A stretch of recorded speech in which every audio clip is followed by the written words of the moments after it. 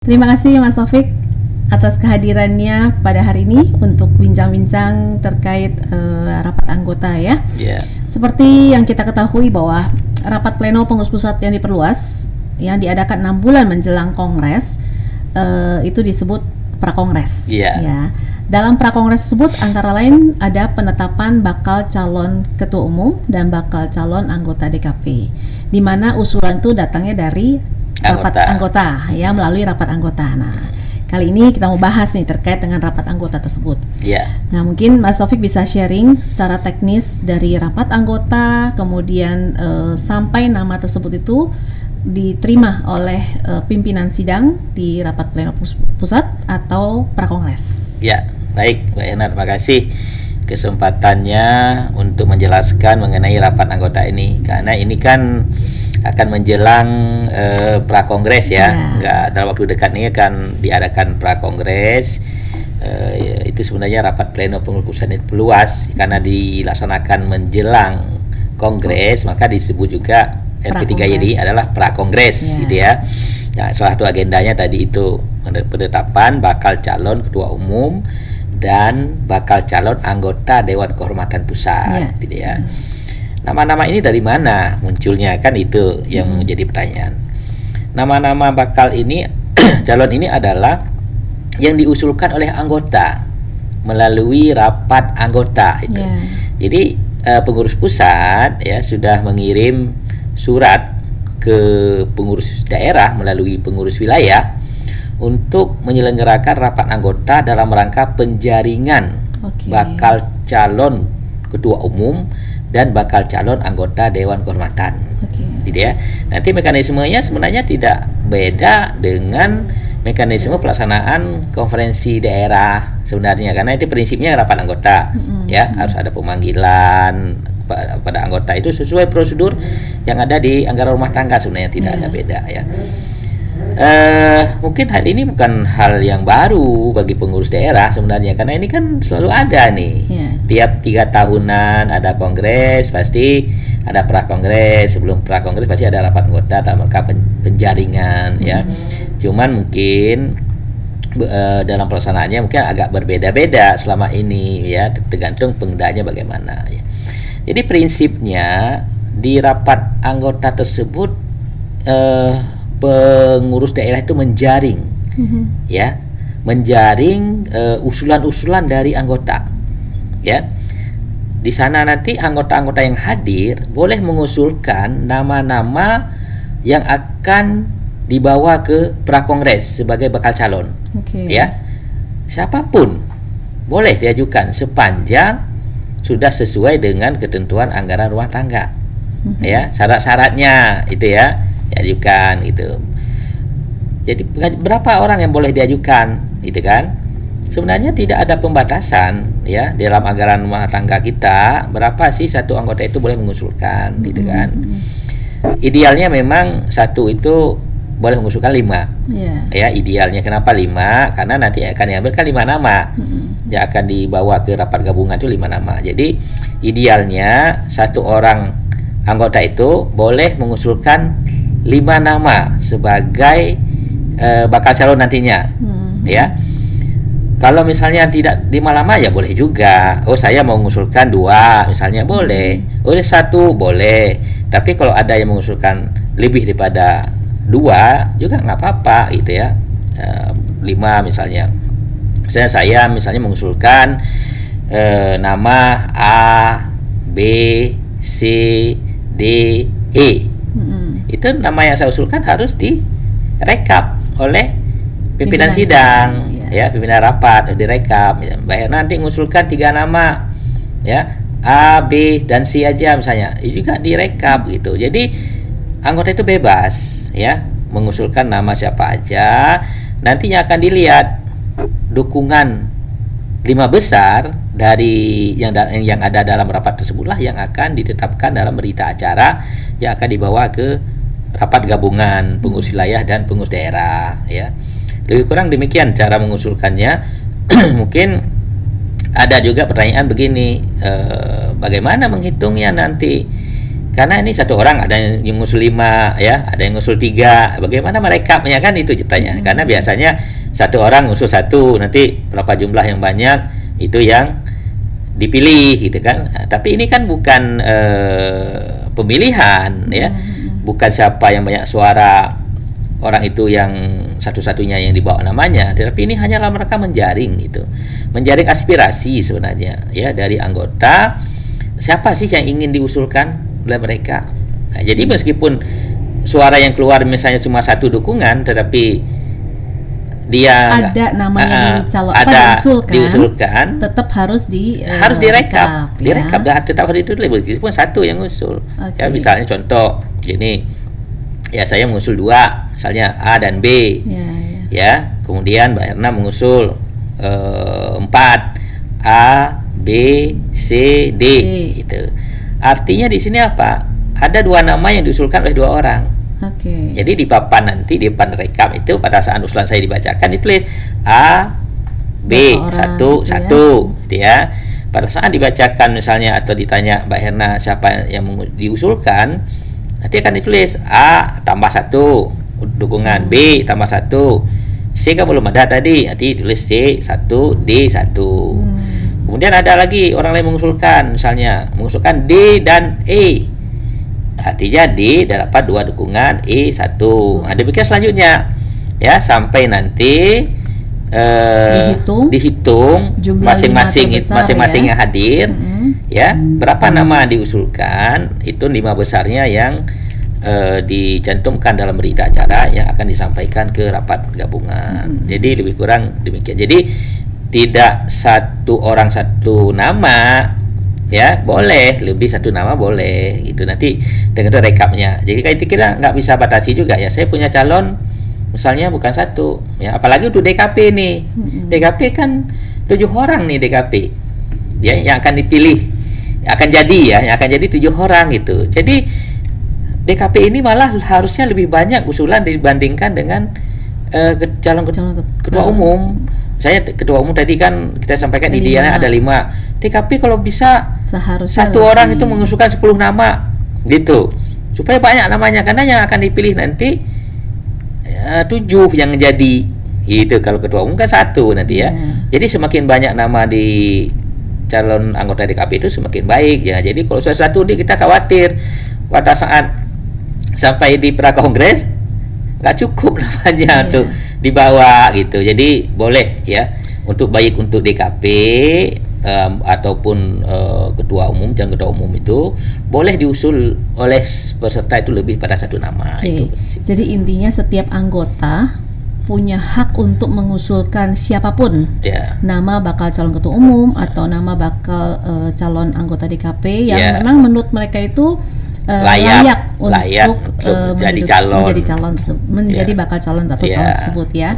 Dan kemudian karena dalam anggaran rumah tangga kita saat ini hanya mengakomodir maksimal 5 bakal calon anggota rekapnya ya DKP. Jadi ya walaupun memang seharusnya lebih dari 5, tapi karena anggaran rumah tangga ini mereka maksimal 5 yang direkap itu 5 besar ya. Oke, jadi setelah rapat anggota itu tentunya dibuatkan berita acara rapatnya kan ya Mas ya? Ya, tiap rapat anggota itu nanti hasilnya itu, hasil rekap dari usulan-usulan anggota itu dituangkan dalam bentuk berita acara. Gitu. Jadi 5 besar yang diambil.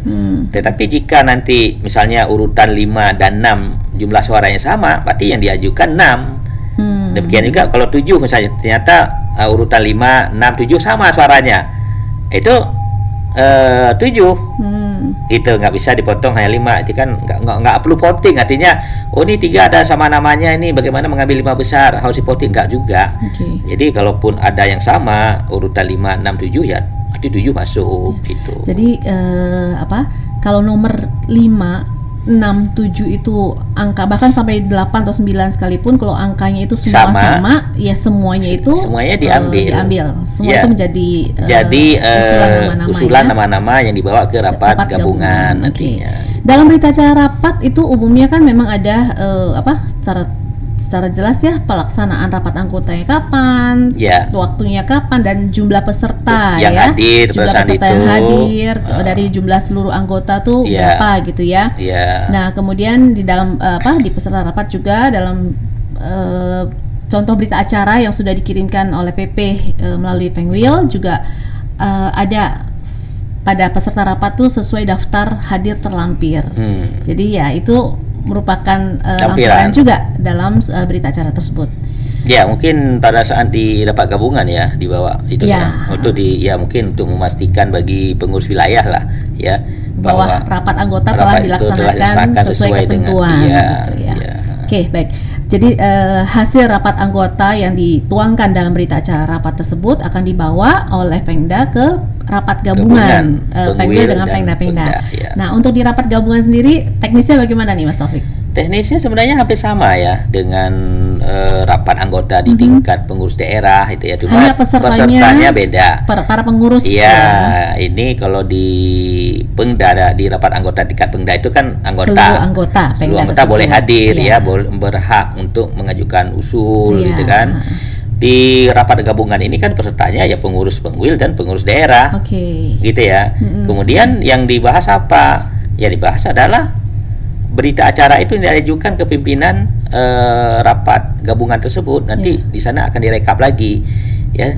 Dukungan 5 besar dari Pengda-Pengda tadi yang dibuat berita acaranya yang akan disampaikan di prakongres. Gitu ya. Misalnya ada 10 Pengda di situ ya. Arti 5 besar dari 10 Pengda. Dari 10 Pengda itu nama-nama 5 besar dari 10 Pengda itu yang direkap semua.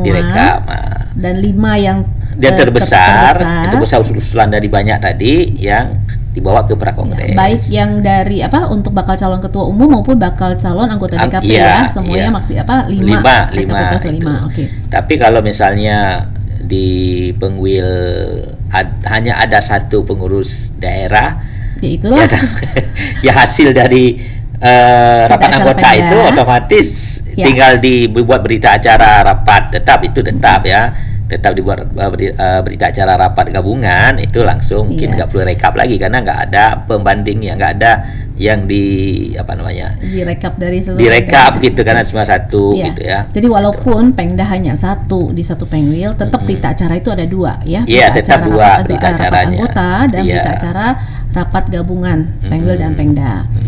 Nah, di dalam rapat gabungan tadi dilampirkan juga kan berita acara rapat anggota ya?